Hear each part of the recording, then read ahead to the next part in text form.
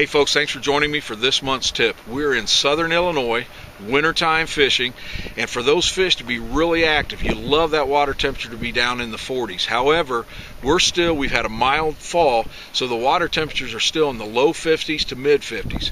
This is a time that those fish can be real lethargic and the bite can be super sensitive. It's almost like if you've ever walleye fished, when a walleye hits, it's almost like the line gets heavy.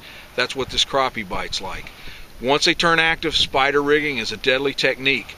But during this lethargic time, you may want to go, I'm using a Bucks ultralight pole instead.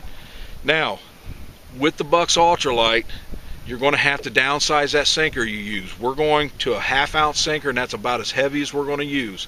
We don't have real high winds today, so that's getting us down.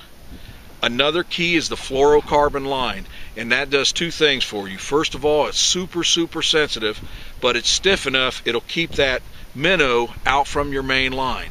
So fluorocarbon, ultralight, and then the minnows we'll talk about in a second also. These are the keys for that early winter bite. Another thing, folks, pay attention to the minnow size that the fish are preferring.